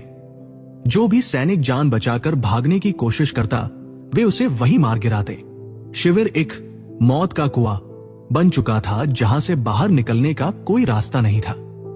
हजारों सैनिकों का सहार करने के बाद अश्वत्थामा की नजर उस मुख्य, विशाल और भव्य तंबू पर पड़ी, जिस पर पांडवों का ध्वज लगा था। ये द्रौपदी का तंबू था। अश्वत्थामा की आंखें चमक उठीं। पांडव, वो फुसफुसाया, मेरी प्रतिज्ञा का अंतिम चरण। वो उस तंबू की ओर लपका। उसका शरीर खून से इतना लथपथ था कि उसे पहचानना मुश्किल था। वो साक्षात यमराज लग रहा था। उसने तलवार की नोक से तंबू का पर्दा हटाया और अंदर प्रवेश किया। अंदर 5 सुंदर पलंग बिछे हुए थे। उन पर 5 वीर योद्धा सफेद चादर ओढ़े गहरी नींद में सो रहे थे। युद्ध की थकान के कारण उनकी नींद इतनी गहरी थी कि बाहर के कोलाहल ने भी उन्हें पूरी तरह नहीं जगाया था। अश्वत्थामा ने उन 5 को देखा। अंधेरे और उन्माद में उसकी बुद्धि भ्रमित हो गई। उसे लगा कि ये 5 पांडव, युधिष्ठिर, भीम, अर्जुन, नकुल और सहदेव, वास्तव में वे 5 पांडव नहीं थे। वे द्रौपदी के 5 पुत्र थे, उपपांडव, प्रतिविंध्य, सुतसोम, श्रुतकर्मा, शतानीक और श्रुतसेन। पांडव और कृष्ण तो उस रात शिविर में थे ही नहीं, लेकिन अश्वत्थामा को तो बस 5 सिर चाहिए थे। उसने अपनी तलवार को कसकर पकड़ा। आज कौरवों की हार का बदला पूरा होगा, उसने मन ही मन कहा। वो पहले बिस्तर के पास गया। वहां प्रतिविंध्य सो रहा था। अश्वत्थामा ने उसे जगाया नहीं। उसने तलवार उठाई और पूरी ताकत से उसकी गर्दन पर दे मारी। एक ही झटके में सिर धड़ से अलग हो गया। बिना रुके वह दूसरे बिस्तर पर गया। सुतसोम, खच, दूसरा सिर कटा, तीसरा, चौथा, 5वां, एक के बाद एक। अश्वत्थामा ने द्रौपदी के 5 पुत्रों के सिर काट दिए। उन निर्दोष युवकों को पता भी नहीं चला कि उनकी मृत्यु कैसे हुई। बिस्तर खून से तरबतर हो गए। अश्वत्थामा ने उन 5 कटे हुए सिरों को बालों से उठाया। खून की बूंदें टपक रही थी। उसने उन सिरों को एक कपड़े में बांधा। उसके चेहरे पर एक भयानक और विकृत मुस्कान थी। उसे लग रहा था कि उसने पांडवों का अंत कर दिया है। उसे लग रहा था कि उसने अपने पिता के अपमान का, दुर्योधन की पीड़ा का और कौरवों की हार का बदला ले लिया है। कार्य पूर्ण हुआ। वह चिल्लाया। वह तंबू से बाहर निकला। उसने एक जलती हुई मशाल उठाई और उसे शिविर के कपड़ों और तंबुओं पर फेंक दिया। देखते ही देखते पूरा पांडव शिविर धू-धू कर जलने लगा। आग की लपटें आकाश को छूने लगी। जो सैनिक घायल थे और बच गए थे, वे उस आग में जलकर भस्म हो गए। अश्वत्थामा उस जलते हुए नरक से बाहर निकला, जहां कृपाचार्य और कृतवर्मा उसका इंतजार कर रहे थे। मामाश्री, अश्वत्थामा ने रक्तरंजित पोटली दिखाते हुए कहा, मैंने कर दिखाया। पांडव मारे गए। धृष्टद्युम्न मारा गया। पूरी सेना समाप्त हो गई। कृपाचार्य और कृतवर्मा उस दृश्य को देखकर सन्न रह गए। अश्वत्थामा का रूप देखकर उन्हें भी भय लगने लगा, लेकिन समय कम था। सुबह होने वाली थी। शीघ्र चलो, अश्वत्थामा ने कहा। दुर्योधन अपनी अंतिम सांसें ले रहा होगा। मुझे उसे ये उपहार देना है। तीनों अपने रथों पर सवार होकर वायुवेग से उस सरोवर की ओर दौड़े जहां दुर्योधन पड़ा था। द्वैपायन सरोवर के तट पर अब भी अंधेरा था, लेकिन पूर्व दिशा में हल्का सा उजाला होने लगा था। दुर्योधन, जो खून की उल्टियां कर रहा था और असहनीय पीड़ा में था, अभी भी जीवित था। वो केवल अश्वत्थामा की प्रतीक्षा कर रहा था। रथों के रुकने की आवाज सुनकर दुर्योधन ने अपनी भारी पलकें खोली। अश्वत्थामा, उसने क्षीण स्वर में पुकारा। अश्वत्थामा रथ से कूदा और दौड़कर दुर्योधन के पास गया। उसने वो खून से सनी पोटली जमीन पर रखी। मित्र दुर्योधन, अश्वत्थामा ने उत्साह से कहा, आंखें खोलो मित्र, मैंने तुम्हारी प्रतिज्ञा पूरी कर दी। जो कार्य भीष्म, द्रोण और कर्ण नहीं कर सके, वह मैंने कर दिया। पांडव अब नहीं रहे। मैंने सोते हुए उनके सिर काट दिए हैं। दुर्योधन के मुरझाए हुए चेहरे पर एक अद्भुत चमक आ गई। उसे अपनी मृत्यु का दुख भूल गया। उसने कहा, सत्य, क्या तुमने सच में उन दुष्टों को मार दिया? क्या मेरा शत्रु भीम भी मारा गया? हाँ मित्र, सब मारे गए, अश्वत्थामा ने कहा। दुर्योधन ने कांपते हुए हाथ बढ़ाए। मुझे भीम का सिर दो, मैं उसे छूकर अपनी छाती की जलन मिटाना चाहता हूं। जिस भीम ने मेरी जांघ तोड़ी, मैं उसके कटे हुए सिर को अपने हाथों से मसलना चाहता हूं। अश्वत्थामा ने पोटली से एक सिर निकाला। अंधेरे में चेहरा स्पष्ट नहीं था, लेकिन अश्वत्थामा को लगा कि यह भीम का सिर है। वास्तव में वह भीम के पुत्र सुतसोम का सिर था। उसने वह सिर दुर्योधन के हाथों में दे दिया। दुर्योधन ने अपनी बची खुची सारी ताकत बटोरी। उसके मन में वर्षों की नफरत थी। उसने उस सिर को अपने दोनों हाथों के बीच में रखा और पूरी शक्ति से दबाया। दुर्योधन का मानना था कि भीम का मस्तक वज्र के समान कठोर है, उसे तोड़ने के लिए अपार बल चाहिए। लेकिन जैसे ही दुर्योधन ने उस सिर को दबाया, कड़क एक हल्की सी आवाज के साथ वह सिर तरबूज की तरह पिचक गया। हड्डियां चूर चूर हो गई। दुर्योधन सन्न रह गया। उसका हाथ वहीं रुक गया। एक सन्नाटा छा गया। दुर्योधन की आंखों में जो खुशी थी, वो अचानक एक गहरे काले खौफ में बदल गई। नहीं, दुर्योधन फुसफुसाया, यह भीम का सिर नहीं है। अश्वत्थामा ने हैरानी से पूछा, क्या कह रहे हो मित्र? दुर्योधन की आंखों से आंसू बहने लगे। उसने उस पिचके हुए सिर को ध्यान से देखा। सुबह की पहली किरण उस चेहरे पर पड़ी। अश्वत्थामा, दुर्योधन की आवाज में अब क्रोध नहीं, बल्कि एक असीम वेदना थी। भीम का सिर इतना कोमल नहीं हो सकता। यह किसी महाबली का सिर नहीं है। ये तो किसी बालक का सिर है। दुर्योधन ने चीख कर पूछा, किसका सिर काट लाए तुम? ये मेरे शत्रु नहीं है। तभी संजय, जो दिव्य दृष्टि से सब देख रहे थे और पास ही खड़े थे, ने रोते हुए बताया, हे राजन, अनर्थ हो गया। अश्वत्थामा ने पांडवों को नहीं, बल्कि द्रौपदी के 5 पुत्रों को मार दिया है। इसने आपके शत्रुओं को नहीं, बल्कि कुरुवंश के आखिरी दियों को बुझा दिया है। यह सुनते ही दुर्योधन पर वज्रपात हो गया।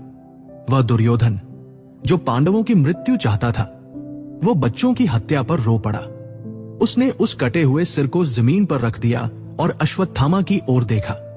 उसकी आंखों में अब मित्रता नहीं, बल्कि घृणा और पछतावा था।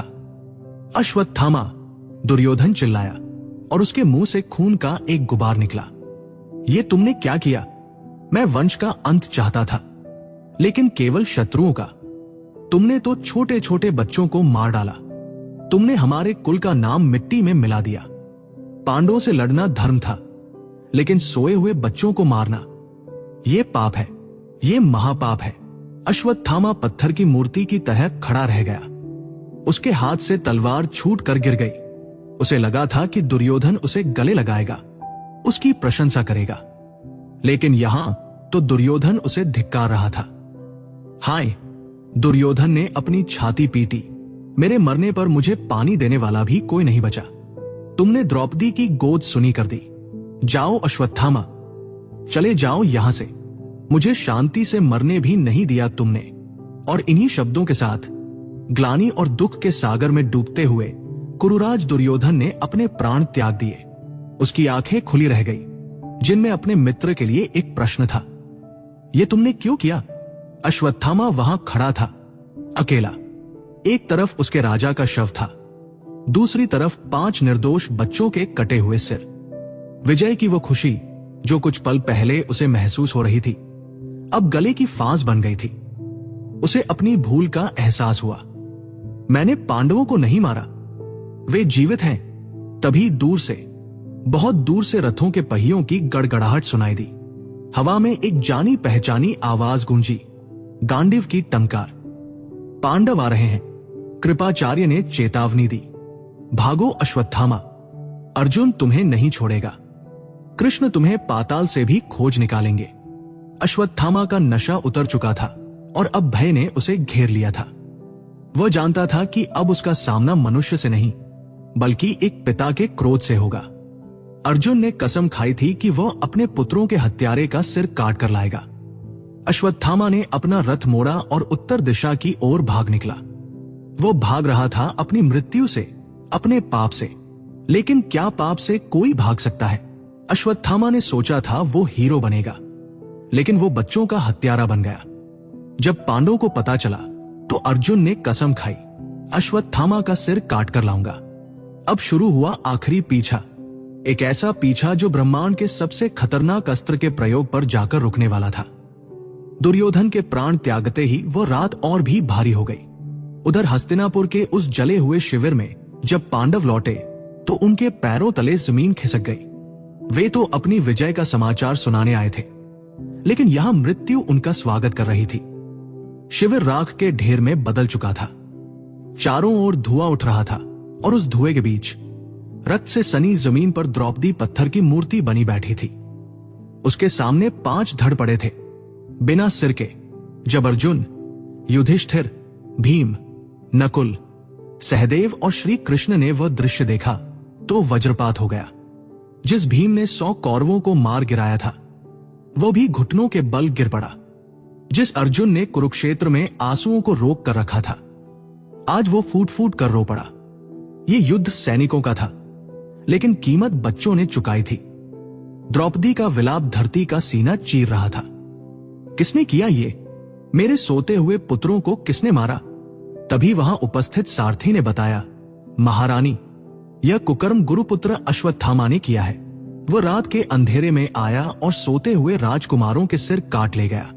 ये सुनते ही अर्जुन की आंखों के आंसू भाप बनकर उड़ गए और उनकी जगह ले ली प्रतिशोध की एक ऐसी ज्वाला ने जो सूर्य से भी अधिक गर्म थी। अर्जुन ने द्रौपदी के सिर पर हाथ रखकर भीषण प्रतिज्ञा की, पांचाली, आंसू पोंछ लो। मैं शपथ लेता हूं कि जब तक उस अधर्मी बालहत्यारे अश्वत्थामा का सिर काटकर तुम्हारे चरणों में नहीं रख देता, तब तक मैं अन्न जल ग्रहण नहीं करूंगा। आज ही, अभी इसी क्षण उसका वध होगा। अर्जुन ने अपना गांडीव धनुष उठाया। श्री कृष्ण रथ पर सवार हुए। उन्होंने घोड़ों की रास थामी और वायु वेग से उस दिशा में रथ दौड़ा दिया जिधर अश्वत्थामा के रथ के पहियों के निशान गए थे। भीमसेन भी अपनी गदा लेकर नकुल के रथ पर सवार होकर उनके पीछे दौड़ पड़े। उधर अश्वत्थामा भाग रहा था। वो हस्तिनापुर की सीमाएं लांघ चुका था। उसका रथ गंगा नदी के तट की ओर बढ़ रहा था। उसका मन भय और अपराध बोध से ग्रसित था, लेकिन जीने की इच्छा अभी भी प्रबल थी। वह जानता था कि अब उसे तीनों लोकों में कोई नहीं बचा सकता, सिवाय वेदव्यास जी के। भागते भागते वह महर्षि वेदव्यास के आश्रम में पहुंचा। वहां पहुंचते ही उसने अपना रथ छोड़ दिया और आश्रम के भीतर छिप गया। उसके शरीर पर अभी भी बच्चों का सूखा हुआ खून लगा था। उसके वस्त्र फटे हुए थे और बाल बिखरे हुए थे। वह एक कोने में बैठकर थरथर कांप रहा था। लेकिन श्री कृष्ण के रथ के घोड़ों की टापें मृत्यु की घंटी की तरह उसका पीछा कर रही थी। कुछ ही पलों में आश्रम के बाहर धूल का गुबार उठा। कपिध्वज, अर्जुन का रथ वहां आ पहुंचा। अश्वत्थामा ने आश्रम की खिड़की से झांका। उसने देखा कि साक्षात काल रूपी अर्जुन अपने गांडीव पर बाण चढ़ाए रथ से उतर रहा है। उसके पीछे भीमसेन गदा लेकर यमराज की तरह आ रहे हैं और रथ की रास थामे स्वयं भगवान श्री कृष्ण खड़े हैं, जिनकी आंखों में आज करुणा नहीं बल्कि न्याय की कठोरता थी। अश्वत्थामा समझ गया कि अब बचने का कोई मार्ग नहीं है। वो शस्त्रहीन था। उसकी तलवार, उसका धनुष, उसका रथ, सब कुछ पीछे छूट चुका था और सामने विश्व का सर्वश्रेष्ठ धनुर्धर खड़ा था। भय, मृत्यु का भय मनुष्य से कुछ भी करवा सकता है। उस घबराहट में अश्वत्थामा को कुछ नहीं सूझा। उसने अपनी रक्षा के लिए अंतिम और सबसे विनाशकारी कदम उठाने का निर्णय लिया। उसने जमीन से एक साधारण सरकंडे, सूखी घास का तिनका को उठाया। अश्वत्थामा ने उस तिनके को हाथ में लेकर वो मंत्र पढ़ना शुरू किया जो उसे पिता द्रोणाचार्य ने सिखाया था, लेकिन साथ ही चेतावनी दी थी कि इसका प्रयोग कभी मनुष्यों पर मत करना। ब्रह्मास्त्र। अश्वत्थामा ने मंत्रों का उच्चारण किया। अपूर्वोयम। यह अपूर्व अस्त्र पांडवों के विनाश के लिए है। जैसे ही उसने मंत्र पूरा किया और उस तिनके को अभिमंत्रित किया, वो तिनका एक प्रलयंकारी ऊर्जा के गोले में बदल गया। अश्वत्थामा ने उसे पूरी शक्ति से अर्जुन की ओर फेंक दिया। मर जाओ पांडवों, वह चिल्लाया। आश्रम से एक ऐसी ज्वाला निकली जिसने सूरज की रोशनी को भी फीका कर दिया। वह आग, वो ऊर्जा साक्षात प्रलय थी। वह ब्रह्मास्त्र अपनी विनाशकारी शक्ति के साथ अर्जुन और पांडवों को भस्म करने के लिए आगे बढ़ा। आकाश में बिजलियां कड़कने लगी, पृथ्वी डोलने लगी। अर्जुन ने उस आती हुई महाविपत्ति को देखा। श्री कृष्ण ने तुरंत आदेश दिया, अर्जुन, ये सामान्य बाण नहीं है, ये ब्रह्मास्त्र है। इसका सामना केवल ब्रह्मास्त्र ही कर सकता है। यदि तुम चुप रहे तो ये हम सबको भस्म कर देगा। तुरंत ब्रह्मास्त्र का संधान करो। लेकिन शत्रु के विनाश के लिए नहीं, बल्कि इस अस्त्र को शांत करने के लिए। गुरु की आज्ञा पाकर अर्जुन ने भी आचमन किया और मंत्र पढ़ा, स्वस्ति, शांति के लिए। अर्जुन ने अपना ब्रह्मास्त्र छोड़ दिया। अब इतिहास का सबसे भयानक दृश्य उपस्थित हुआ। दो ब्रह्मास्त्र, दो परमाणु शक्तियों के समान महास्त्र हवा में एक दूसरे की ओर बढ़े। जब वे टकराए तो ऐसा लगा मानो आकाश फट गया हो। अग्नि का एक ऐसा बवंडर उठा जिसने 10 दिशाओं को घेर लिया। पहाड़ों की चोटियां पिघलने लगी, नदियां खौलने लगी, हवा रुक गई। ऐसा लगा कि सृष्टि का अंत आ गया है। उस ताप से तीनों लोकों के प्राणी जलने लगे। ऋषियों की तपस्या भंग हो गई। यदि वे दोनों अस्त्र पूरी तरह टकरा जाते तो पृथ्वी के साथ साथ ब्रह्मांड का संतुलन भी बिगड़ जाता। इस महाविनाश को रोकने के लिए 2 दिव्य आत्माएं आकाश से उतरी।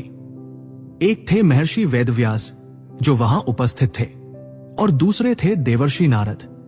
ये दोनों महात्मा अपनी योग शक्ति से उन दोनों जलते हुए ब्रह्मास्त्रों के ठीक बीच में खड़े हो गए। उनकी तपस्या का तेज इतना था कि ब्रह्मास्त्र की आग उन्हें जला नहीं सकी। महर्षि व्यास ने दोनों हाथ उठाकर गर्जना की, ठहरो अर्जुन, अश्वत्थामा, तुम दोनों ये क्या अनर्थ कर रहे हो? ऐसे अस्त्रों का प्रयोग मनुष्यों पर वर्जित है। यदि ये टकराए तो इस क्षेत्र में 12 वर्षों तक न वर्षा होगी, न घास उगेगी और समस्त प्रजा नष्ट हो जाएगी। अपने अपने अस्त्र वापस लो। अर्जुन ने देखा कि ऋषियों की आज्ञा है। अर्जुन एक संयमित और ज्ञानी योद्धा था। उसने तुरंत हाथ जोड़े और कहा, हे महर्षि, मैंने इस अस्त्र का प्रयोग केवल आत्मरक्षा में और इस अग्नि को शांत करने के लिए किया था। यदि मैं इसे वापस ले लूं तो अश्वत्थामा का अस्त्र हमें जला देगा, लेकिन यदि आप आज्ञा दे रहे हैं तो मैं इसे वापस लेता हूं। अर्जुन ने पुनः मंत्र पढ़ा। जिस प्रकार सूर्य अपनी किरणों को समेट लेता है, उसी प्रकार अर्जुन ने उस भयानक ब्रह्मास्त्र को वापस अपने तुनीर में बुला लिया। यह अर्जुन की महानता और सिद्धि का प्रमाण था, क्योंकि छोड़े हुए ब्रह्मास्त्र को वापस लेना देवताओं के लिए भी कठिन होता है। अब सबकी नजरें अश्वत्थामा पर थी। वेदव्यास जी ने अश्वत्थामा की ओर देखा और कहा, पुत्र अश्वत्थामा, अर्जुन ने अपना अस्त्र वापस ले लिया। अब तुम भी अपना अस्त्र वापस लो और अपने पापों का प्रायश्चित करो। अश्वत्थामा का चेहरा पीला पड़ गया। वह कांपने लगा। उसकी आंखों में भय और लज्जा दोनों थे। उसने लड़खड़ाते हुए स्वर में कहा, महर्षि, मैं असमर्थ हूं। व्यास जी ने पूछा, क्या अर्थ है तुम्हारा? अश्वत्थामा ने सिर झुका लिया। पिताश्री ने मुझे ब्रह्मास्त्र छोड़ना तो सिखाया था, लेकिन उसे वापस बुलाने की विधि मुझे नहीं सिखाई थी। वे जानते थे कि मेरा स्वभाव चंचल और क्रोधी है। मैं इसे वापस नहीं ले सकता। यह अस्त्र अब छूटा है तो किसी न किसी का नाश करके ही शांत होगा। वहां उपस्थित सभी सन्न रह गए। एक ऐसा अस्त्र जो बेकाबू हो चुका है और जिसे उसका चलाने वाला भी नहीं रोक सकता। वेदव्यास जी ने क्रोधित होकर कहा, तो फिर इस अस्त्र की दिशा बदलो। इसे किसी निर्जन स्थान पर, रेगिस्तान में या समुद्र में छोड़ दो जहां किसी का अहित ना हो। यही वो क्षण था जहां अश्वत्थामा के भीतर की बची खुची मानवता भी समाप्त हो गई।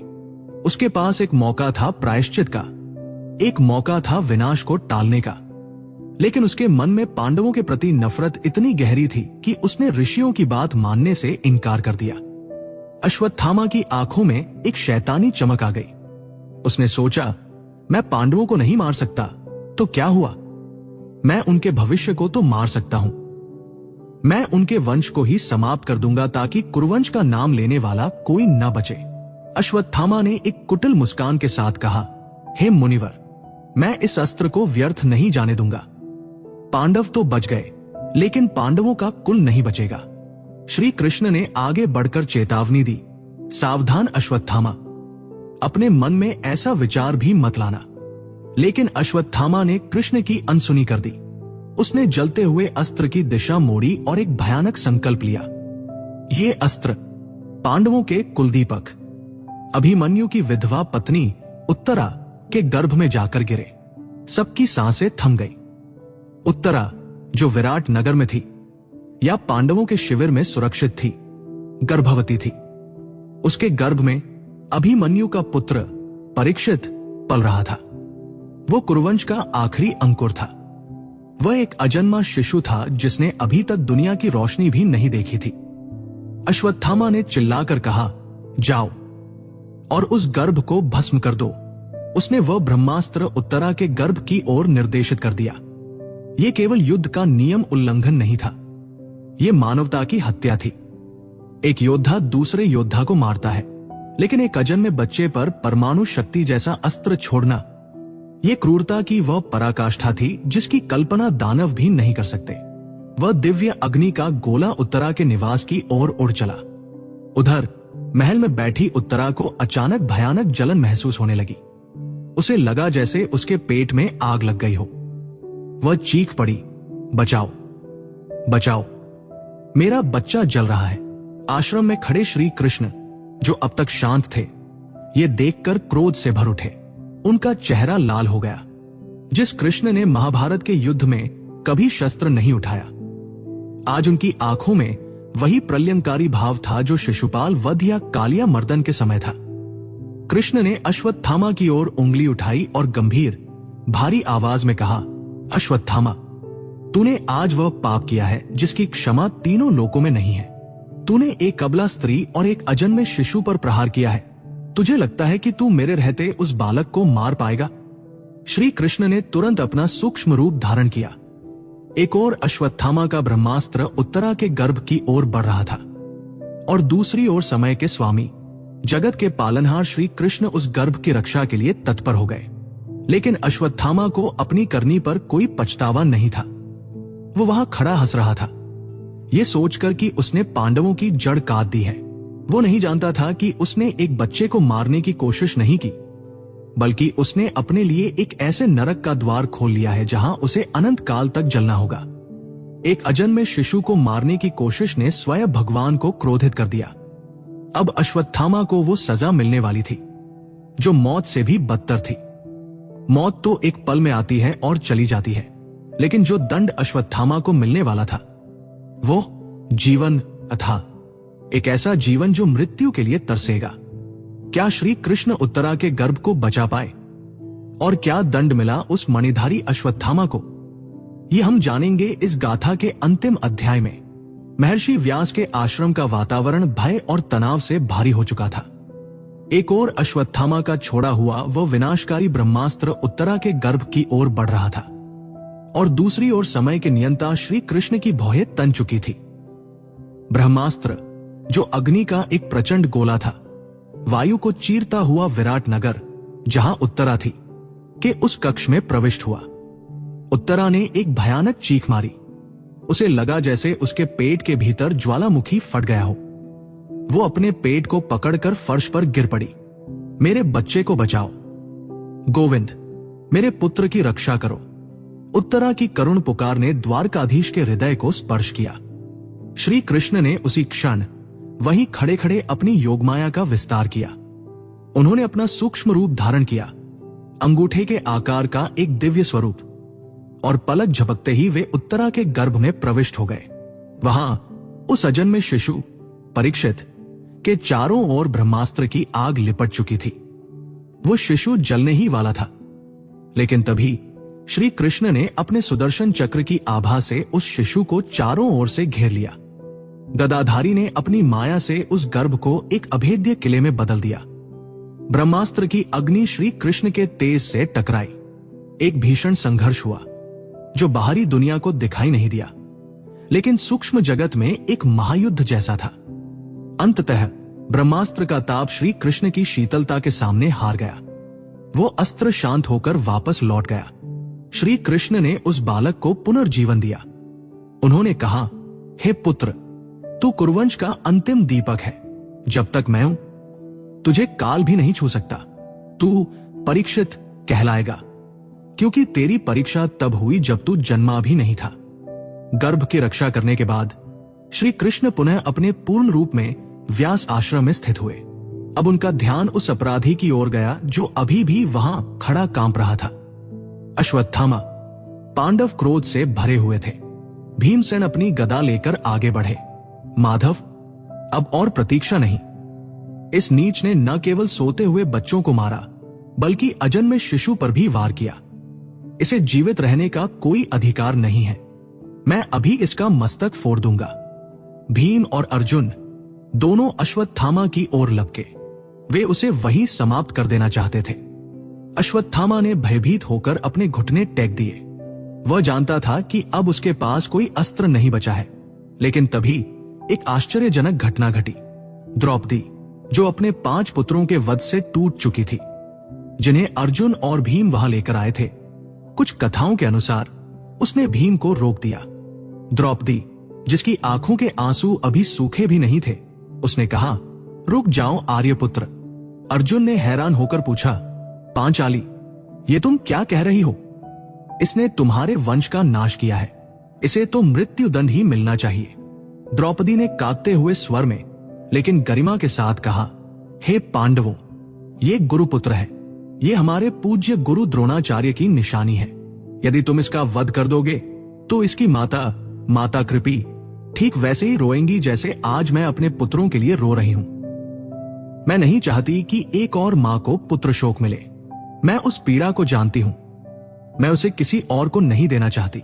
इसे छोड़ दो। द्रौपदी की यह दयालुता और क्षमाशीलता देखकर वहां उपस्थित महर्षि व्यास और अन्य ऋषि दंग रह गए। एक स्त्री जिसके 5 पुत्र मार दिए गए हों, वो हत्यारे के लिए जीवन दान मांग रही थी। ये क्षत्रिय धर्म की पराकाष्ठा थी।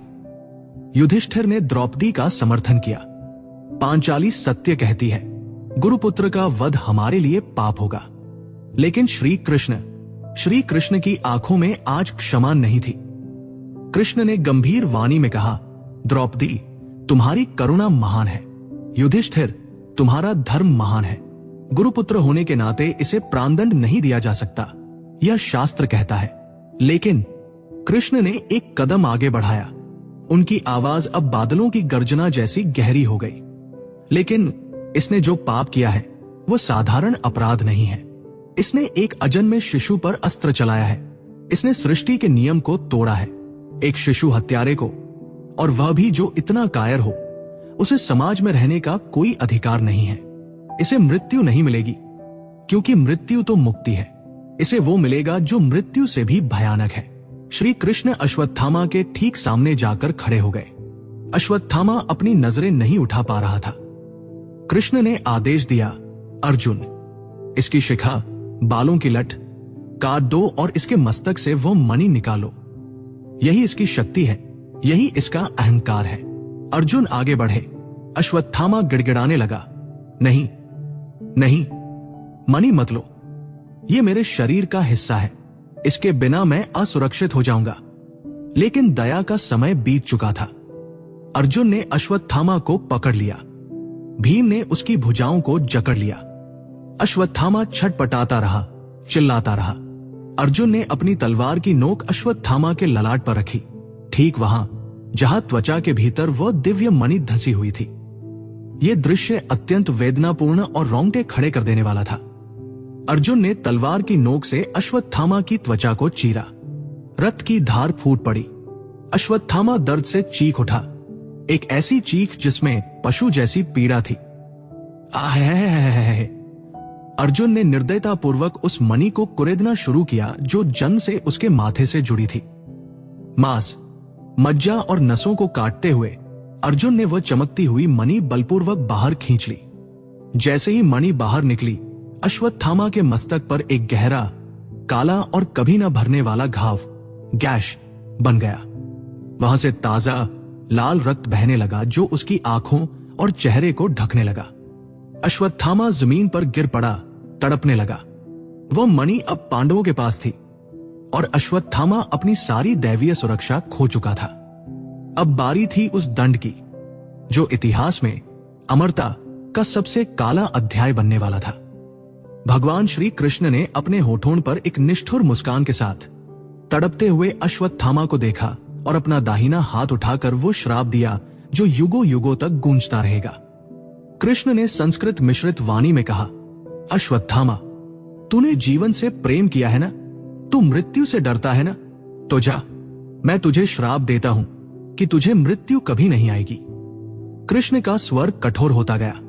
तू अगले 3000 वर्षों तक, कलयुग के अंत तक, इस पृथ्वी पर अकेला भटकेगा। तेरे मस्तक का ये घाव कभी नहीं भरेगा। इसमें से सदैव पीप, पस, रक्त और मज्जा बहती रहेगी। तुझे भयानक कुष्ठ और त्वचा के रोग घेर लेंगे। अश्वत्थामा ने हाथ जोड़कर दया की भीख मांगी। प्रभु, मुझे मार दीजिए, ऐसा श्राप मत दीजिए। कृष्ण ने उसकी ओर देखा भी नहीं। तेरे शरीर से सड़े हुए मांस की ऐसी दुर्गंध आएगी कि कोई भी मनुष्य तेरे पास खड़ा नहीं हो पाएगा। तू घने जंगलों, बिहड़ों और श्मशानों में भटकता रहेगा। तुझे भूख लगेगी पर अन्न नहीं मिलेगा। तुझे प्यास लगेगी पर जल तुझे तृप्त नहीं करेगा। तू समाज से बहिष्कृत रहेगा। तू मौत को पुकारेगा, रोएगा, चिल्लाएगा, लेकिन मृत्यु तेरे पास नहीं फटकेगी। कृष्ण ने अंतिम निर्णय सुनाया। तू समय का साक्षी बनेगा। तू देखेगा कि कैसे तेरे पापों के कारण धर्म का ह्रास होता है। जा अश्वत्थामा, अपने पापों का बोझ अपनी पीठ पर लाद कर अनंत काल के लिए इस संसार की भीड़ में अकेला हो जा। यह श्राप किसी वज्रपात से कम नहीं था। अश्वत्थामा, जो अभी तक एक महान योद्धा था, अब एक जीवित लाश बन चुका था। पांडवों ने उसे धक्के देकर आश्रम से बाहर निकाल दिया। अश्वत्थामा लड़खड़ाते हुए उठा। उसका एक हाथ अपने बहते हुए मस्तक पर था। उसके कपड़े खून से सने थे। उसने एक बार मुड़कर उन लोगों की ओर देखा जो कभी उसके अपने थे, लेकिन अब सबने उससे मुंह फेर लिया था। वो धीरे धीरे घिसटते हुए जंगल के अंधेरे की ओर चल पड़ा। उसकी परछाई लंबी होती गई और अंततः वह घने वनों में विलीन हो गया। पांडवों ने वह मणि द्रौपदी को सौंप दी, जिसे युधिष्ठिर ने अपने मस्तक पर धारण किया। लेकिन अश्वत्थामा का क्या हुआ? समय का पहिया घूमा, द्वापर युग समाप्त हुआ। पांडव हिमालय गल गए, कृष्ण स्वधाम पधार गए, हस्तिनापुर खंडहर बन गया। सदियां बीत गई, मुगल आए, अंग्रेज आए और चले गए, लेकिन किंवदंतियां कहती हैं कि एक व्यक्ति कहीं नहीं गया।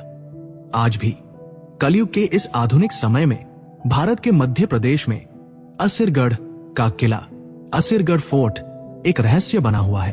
वहां एक प्राचीन शिव मंदिर है, गुप्तेश्वर महादेव। स्थानीय लोग और पुजारी बताते हैं कि चाहे मंदिर का दरवाजा कितना भी कसकर बंद क्यों न किया जाए, हर सुबह जब गर्भगृह खुलता है तो वहां शिवलिंग पर ताजा गुलाब का फूल और कुमकुम चढ़ा हुआ मिलता है। कहा जाता है कि यह फूल और कोई नहीं बल्कि वही श्रापित अश्वत्थामा चढ़ाने आता है। कुछ लोगों ने दावा किया है कि उन्होंने नर्मदा नदी के तट पर या विंध्याचल के घने जंगलों में एक बेहद विशालकाय और भयानक रूप वाले व्यक्ति को देखा है। उसके माथे पर पट्टी बंधी होती है जिससे खून रिसता है। वो राहगीरों से तेल या हल्दी मांगता है ताकि अपने घाव की जलन कम कर सके, लेकिन जो भी उसे देखता है वो भय से अपनी सुध-बुध खो बैठता है।